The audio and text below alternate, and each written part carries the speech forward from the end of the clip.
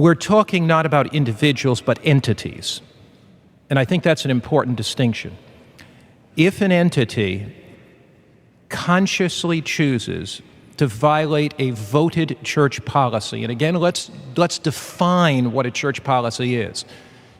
A policy is a mutual agreement or a covenant that we make as the body of Christ of how we want to act.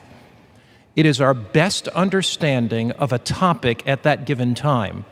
A policy is not doctrine. Doctrine, like the Sabbath, does not change, but policies can change. We can see different aspects of that policy. So let me come right to the heart of your question. You hold it right there, because I'm going to come to the heart of it right now. Policy, Sabbath is a doctrine.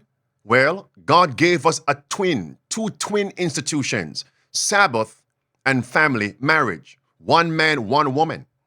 Since Sabbath is not policy, 7-day Sabbath keeping is not policy, it's doctrine. So what is one man, one woman, husband, wife, male, female?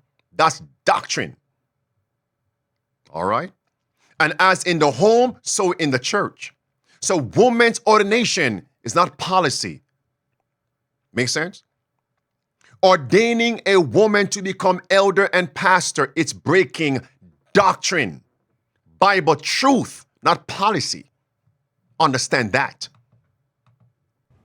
What if an entity chooses to violate a particular policy, whatever that policy is, consciously, because they feel conscientiously not out of harmony with that policy, okay?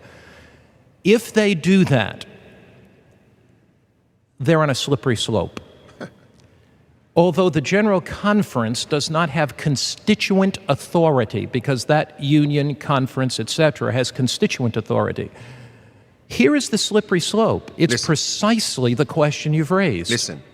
How then do you deal with others who may say, my conscience is leading me in tithe or other areas? So I think the question you've raised from a young person's perspective is a question that we wrestle with in General Conference leadership. What areas? Because we don't have constituent authority. Each individual group does. And I think our concern is this opens the door for other open violations of policy in the area of tithe, in the area of certain sexuality issues that people are going to say, look, this is a matter of conscience. See what happened there? In the matter of a variety of other things. So he connected women's ordination with promoting sodomy, LGBT in the church. Come in as you are, will baptize you as you are, and make you leaders as you are in sodomy. What can they do? Simply voice their disapproval. That sounds to me like modern day Eli. Look at this. It's the same Mark Finley. When the General Conference was about to vote on women's ordination, simply said, accept the vote of the General Conference body and move on with the mission.